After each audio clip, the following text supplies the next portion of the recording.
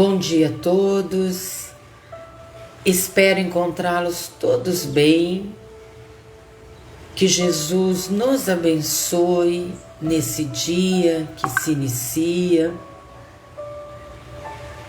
onde estaremos juntos, desenvolvendo a prática do Evangelho no Lar. E saibamos todos o quanto isso é importante para a nossa caminhada, para o nosso desenvolvimento espiritual. Podem colocar um copo d'água para depois nós realizarmos a oração. E vamos iniciar o nosso dia de hoje lendo a mensagem do livro Palavras de Vida Eterna, pelo Francisco Cândido Xavier, que é o médium, e o Espírito Emmanuel. Perante Jesus. Porventura sou eu, Senhor? Diante da palavra do Mestre, reportando-se ao espírito de leviandade e defecção que o cercava, os discípulos perguntaram afoitos: porventura sou eu, Senhor? E quase todos nós, analisando o gesto de Judas, incriminamo-lo em pensamento. Por que teria tido a coragem de vender o divino amigo por 30 moedas? Entretanto, bastará um exame mais profundo em nós mesmos, a fim de que vejamos nossa própria negação à frente do Cristo. Judas teria cedido à paixão política dominante, enganado pelas insinuações de grupos famintos de libertação do jugo romano. Teria imaginado que Jesus no Sinédrio avocaria a posição de emancipador da sua terra e da sua gente, exibindo incontestável triunfo humano. E apenas depois da desilusão dolorosa e terrível, teria assimilado toda a verdade. Mas nós, em quantas existências e situações temo-lo-emos vendido no altar do próprio coração, ao preço mesquinho de nosso desvairamento individual, nos prélios da vaidade e do orgulho, nas exigências do prazer egoísta, na tirania da opinião, na crueldade confessa, na caça da fortuna material, na rebeldia destruidora, no ouvido de nossos devedores, no aviltamento de nosso próprio trabalho, na edificação íntima do reino de Deus. Meditemos nossos erros, conscientes ou não, definindo nossas responsabilidades e débitos para com a vida, para com a natureza e para com os semelhantes. E em todos os assuntos que se referiram à deserção perante o Cristo, teremos bastante força para desculpar as faltas do próximo, perguntando com sinceridade no âmago do coração: porventura existirá alguém mais ingrato para contigo do que eu, Senhor? Interessante a mensagem da manhã, né? Que Emmanuel nos traz. Bom dia, Danila, e todos que aqui estão no nosso ambiente do Centro Espírita Vovô Nestor. Com certeza os bons espíritos estão aqui conosco, fortalecendo-nos a compreensão e a reflexão dos assuntos que vamos aí falar na manhã de hoje. Então queremos pedir a Deus, que é o Senhor da vida, que nos ampare, que nos fortaleça, que nos incentive a diariamente viver o Evangelho. Senhor, aqui estamos nesta manhã para falarmos um pouco mais da mensagem de Jesus. Falarmos qual deve ser o nosso comportamento diante a vida, para que tenhamos, Senhor, uma vida cheia de plenitude no amor, no perdão e na tolerância. Obrigada, Pai, hoje e por todo sempre, neste momento. Então hoje nós ficamos, para conversar sobre a família. Vocês percebem que a gente sempre traz temas, vinculados à família, por conta, que é um assunto que todos nós ainda temos muito a aprender, Ninguém aqui, pelo menos eu não sou, um expert na vivência na família. Então vamos aí, já que falamos tantas vezes sobre esse assunto, O que é pensar na família? Ter ciência que há mecanismos desconhecidos para nós, que há afinidade, há ligações emocionais e espirituais que configuram essa relação e esses compromissos individuais, coletivos, que vêm a cada vida para nós. Agora, lá no Evangelho segundo o Espiritismo, Kardec vai nos dizer que lá no mundo espiritual, ele usa até a palavra no espaço, os espíritos formam grupos ou famílias entrelaçadas pela afeição, pela simpatia, pela semelhança das inclinações, que eles se sentem felizes por se encontrarem, Eles buscam uns aos outros, como nós nos buscamos nessa vida, E momentaneamente encontramos-nos separados uma encarnação aqui no plano terreno.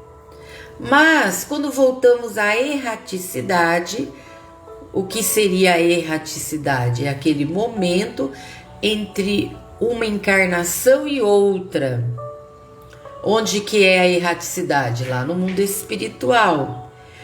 Novamente nós nos unimos, Como pessoas que chegam de uma viagem.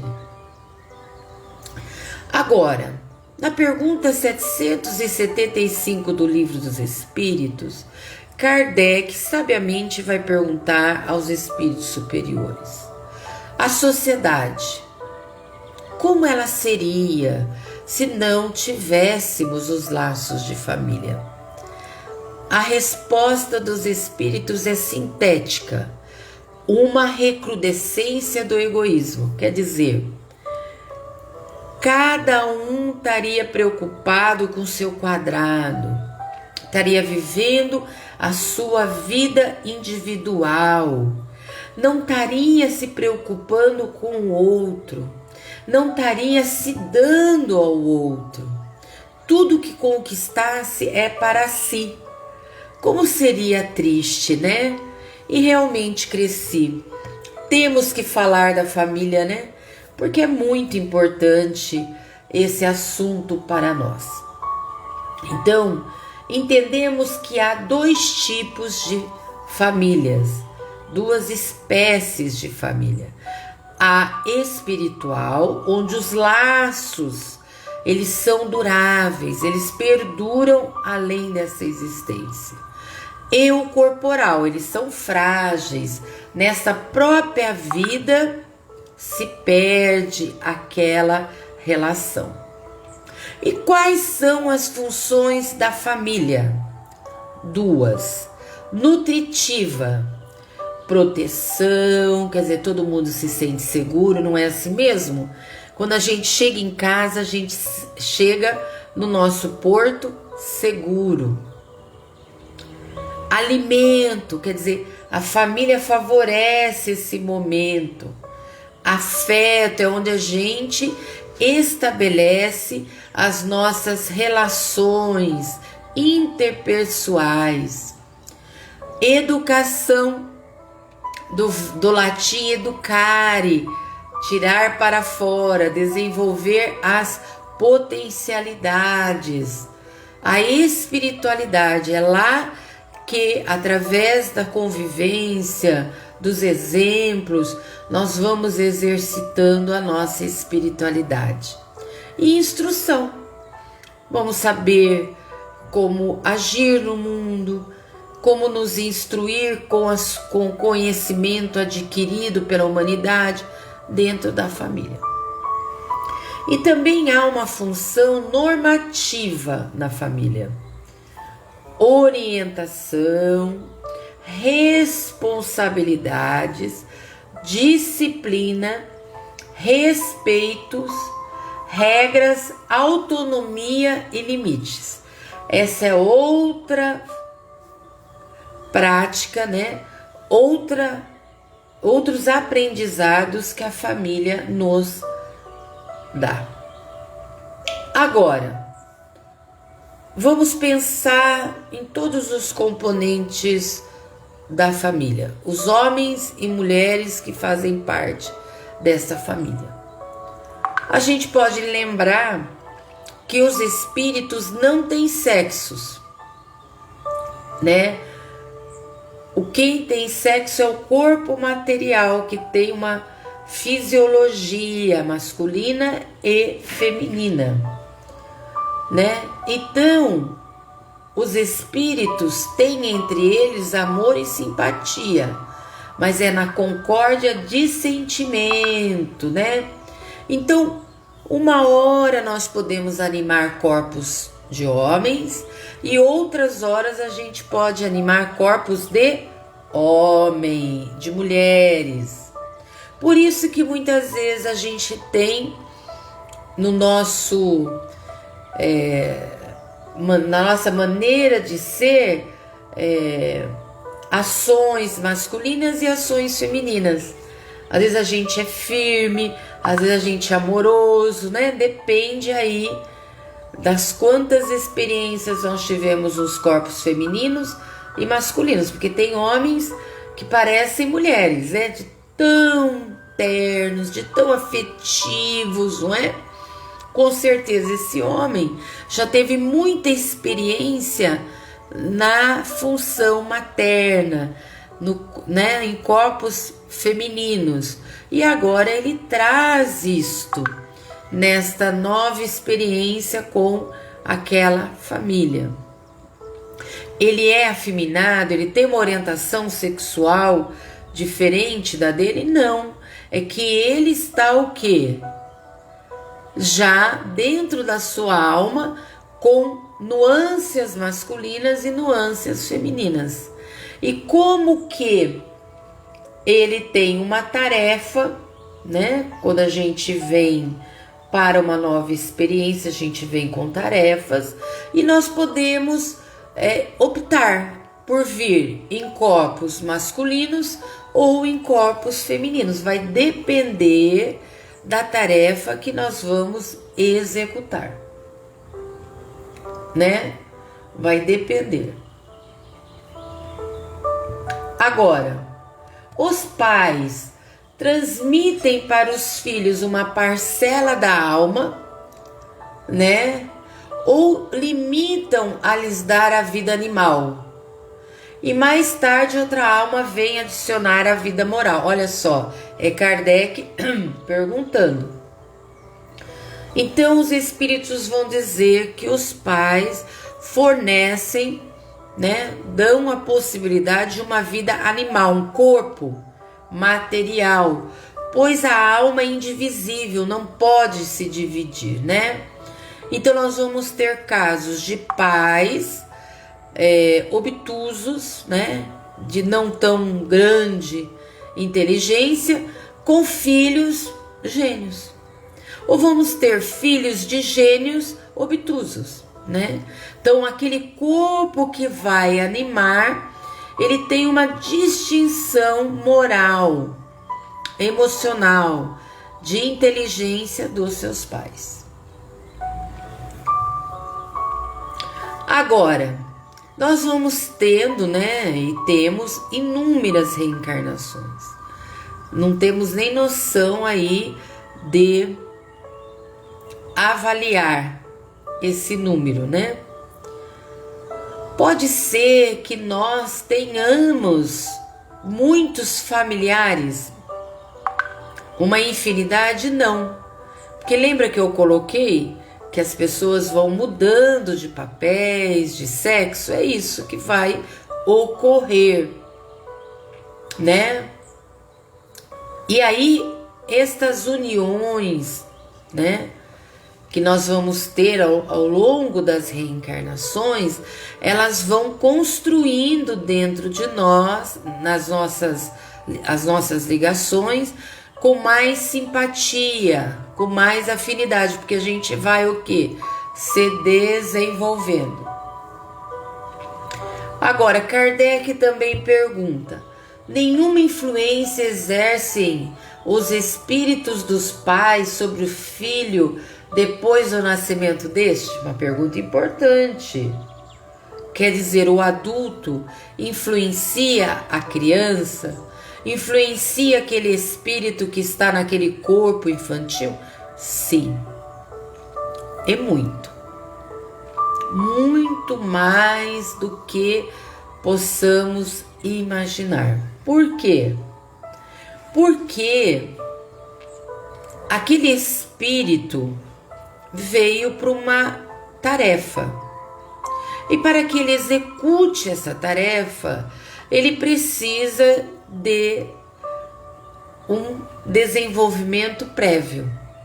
Então nós vamos dar a ele as condições dele se desenvolver, né? Então, pais observadores vão estar com a criança, vão ajudá-lo nas suas limitações, vão sinalizar para ele o que ele precisa conquistar, né? Agora, entendendo que isso é um processo que não consegue desenvolver, né, esta criatura a fórceps, né? Aquela criatura vai se desenvolver devagar, dentro das condições dela. Agora, pais bons, virtuosos, podem ter filhos de natureza perversa, né? Por outra, por que é que as boas qualidades dos pais nem sempre atraem por simpatia um bom espírito para animar o filho? Na realidade, quando eu estou lá e eu sou um espírito comprometido, né, com as leis divinas, eu vou pedir um pai bondoso para me ensinar, para me amparar, para que eu possa ter uma pessoa que está superior a mim, que me ajude nesse desenvolvimento da minha alma. Então é por isso que ocorre essa questão. Agora, seria um clube de bolinha, né? Se alguém desenvolvido, já superior, quisesse só filhos bons. Então ele nem seria superior, né? Porque a pessoa superior, ela entende o mecanismo da vida e das leis divinas. Por, né, consequência, ela vai atuar no mundo, tanto material como espiritual, em consonância com esse entendimento. Então ela vai saber que ela tem que ajudar o próximo, que aquele filho difícil é uma oportunidade de desenvolver o seu amor, né, para com aquela criatura, é uma caridade, né? Não é como a gente, que a gente não quer problema. Na realidade, eles encaram como oportunidade de crescimento, de desenvolvimento, diferente de nós, né? Então, esta questão, né, da família, ela é muito importante para todos nós, essa convivência na família, né? É na família que a criatura, que aquele espírito que está ali no estado, naquele momento dormente, né? Dormente que a gente diz assim, ele não está em toda a sua pungência, né? Como ele é, como um adulto, né? Porque o espírito imortal, ele tem essa característica. Mas por quê? Porque aquele corpo não dá condições de plena manifestação dele. Então, ele fica muito suscetível a todo o aprendizado do seu meio, de tudo aquilo que ele está ali presenciando, de coisas boas e de coisas ruins. Se ele já tem incorporado dentro de si um crescimento, se ele já aquilo não vai envolvê-lo. Ele vai dizer, isso não me quer, isso não me cabe, eu não gosto.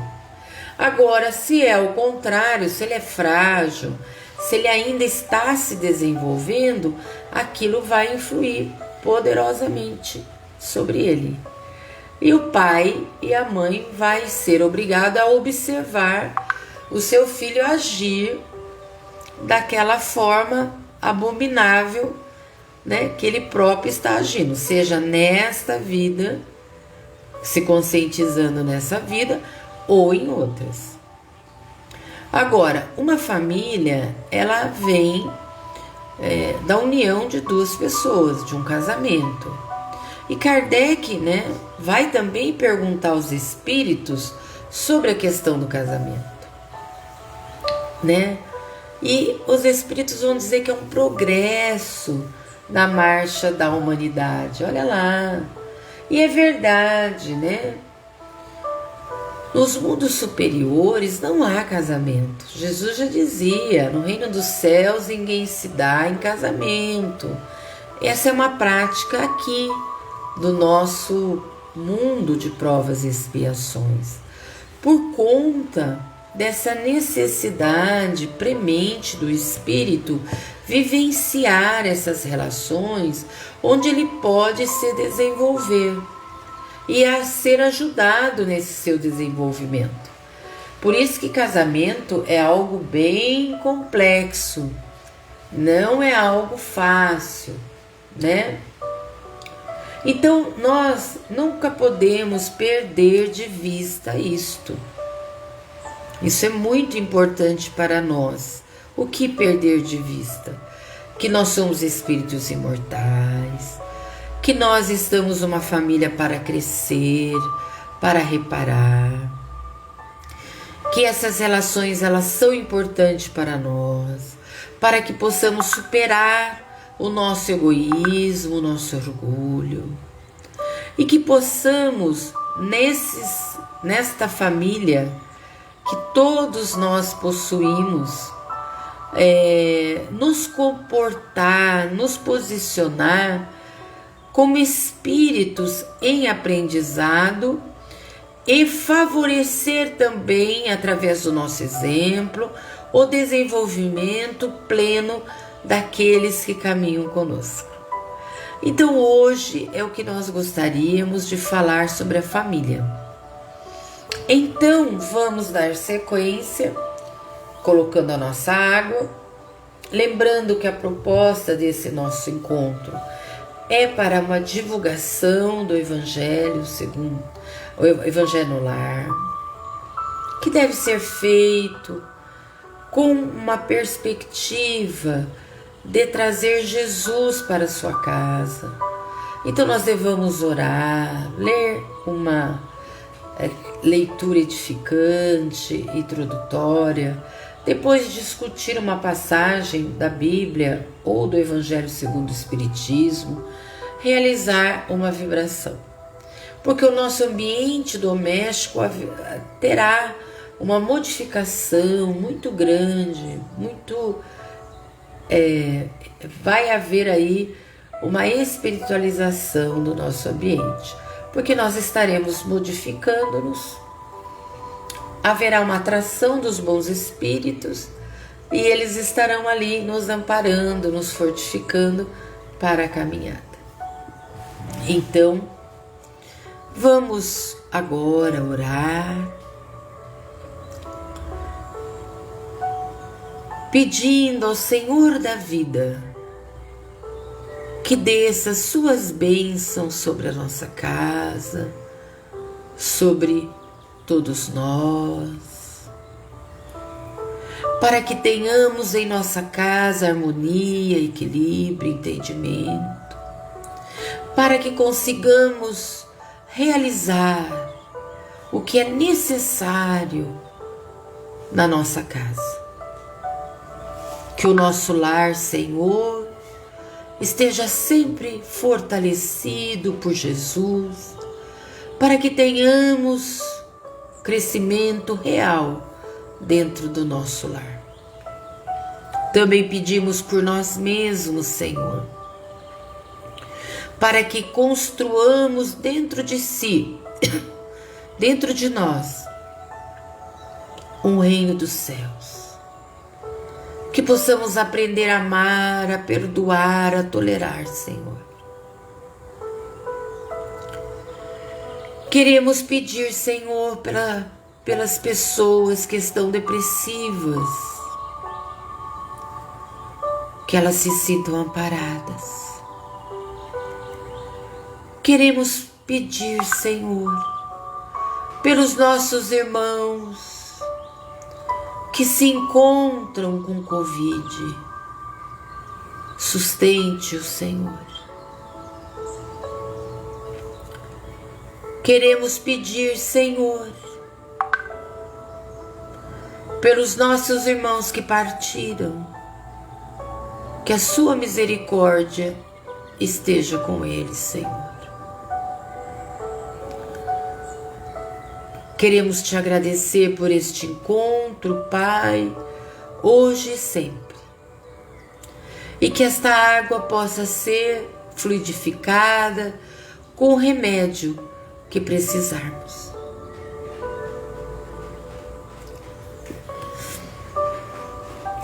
Obrigada a todos por esse momento. Que Jesus esteja conosco, hoje e sempre.